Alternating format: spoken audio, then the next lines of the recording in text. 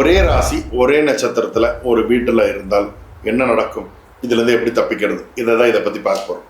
சாய்ராம், வணக்கம். இன்றைய தினம் சிறப்பான தினமாக அமைய என் வாழ்த்துக்கள். அகம் பிரம்மாஸ்மி. சில வீட்டில் பார்த்தீங்கன்னா அம்மா அப்பா பசங்க மோஸ்ட்லி நிறைய பேர் பார்த்தீங்கன்னா ஒரே ராசி ஒரே நட்சத்திரத்தில் பிறந்திருப்பாங்க.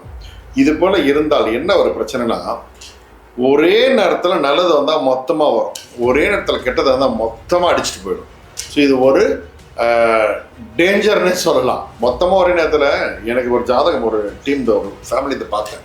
அப்பாவுக்கு 7, அந்த அவருடைய ஒய்ஃபுக்கு அஷ்டமம், பையனுக்கு அஷ்டமம், 2வது பொண்ணுக்கு பார்த்தீங்கன்னா கண்டகசனி. வீடு எப்படிங்க இருக்கும்? 4 பேர் இருக்கும். ஸோ அப்போ அந்த ஒரு பீரியட் எப்படி இருக்கும்? அந்த வீடு பயங்கர பிரச்சனை தான் இருந்தாங்க.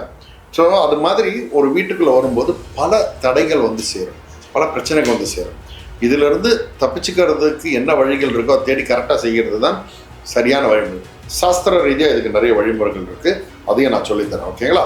அதை செய்யும்போது கண்டிப்பாக இதோடைய தாக்கம் முழுசாக கம்மியாகும். அதுதான் நமக்கு தேவை. ஒரு வீட்டில் குழந்தை பிறந்துருச்சு, அதே ராசி ஒரே நட்சத்திரம் பிறந்தாச்சு. இப்போ என்ன பண்ணுறது? அந்த குழந்தைய எடுத்து நம்ம எதுவுமே வெளியே விட்டுற முடியும்? நம்ம குழந்தை இல்லை, அப்போ நம்ம தானே பாதுகாக்கணும். அப்போ அதுக்கு என்ன பண்ணுறது? அதுக்கு உண்டான வழிமுறை என்ன? அதை செஞ்சு கரெக்டாக செஞ்சுட்டா ஒரு பிரச்சனையும் இல்லை. ஓகேங்களா? இதுதானே இதுக்கு உண்டான வழி.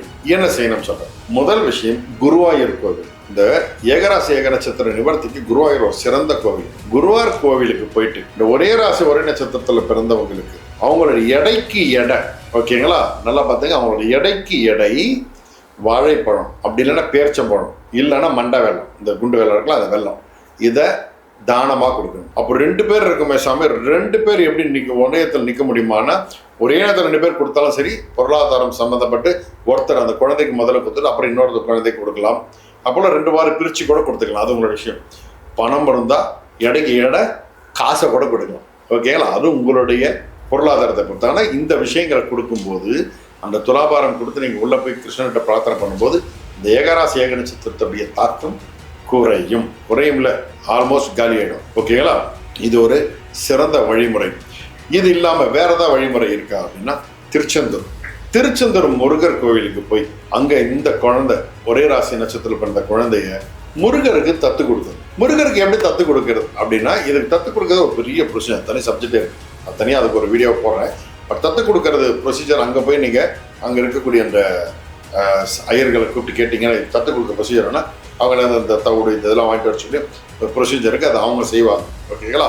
பொதுவாக தத்து கொடுத்துட்டு சிறிது நாட்கள் பெற்றோர்களுக்கு நேருக்கு நேரம் நிறைய பார்க்கக்கூடாது சொல்லுவாங்க. அது சிஸ்டமேட்டிக்காக இருக்குது, அதை விடுங்க. தத்து கொடுத்துட்டு முருகா இனிமேல் உன் பிள்ளை நீ பார்த்துக்கோ அப்படின்னு சொல்லிட்டு பிரார்த்தனை பண்ணிவிட்டு நீங்கள் வந்துட்டீங்கன்னா அதோடைய தாக்கம் கண்டிப்பாக கம்மியாகும். தாந்திரிக வகையில் பார்த்தீங்கன்னா, நாங்கள் மூலிகைகள்லாம் வச்சுன்னா அந்த தோஷம் நிவர்த்தி பண்ணுவோம். இது ஒரு பெரிய ப்ரொசீஜராக பண்ணுவோம். இதை மூலிகைகளை வச்சு அந்த ஏகராசியோடைய அந்த தோஷ நிவர்த்தி பண்ணி அதுக்குண்டான வழிமுறைகள், அதுக்கு சில யந்திர பூஜைகள் உண்டு. அதெல்லாம் செய்யும்போது அதோடைய தாக்குதலும் கம்மியாகும். ஒரே ராசி ஒரே நட்சத்திரம் பண்ணும்போது அதோடைய காலகட்டம் கடுமையாக தான் இருக்கும். ஏதோ ஒரு வழிமுறையில் அதை சரி பண்ணிக்க வேண்டியது கண்டிப்பாக அவசியம். நல்லது நடக்கும், நல்லது மாத்திரமே நடக்கும். சாய்ராம்.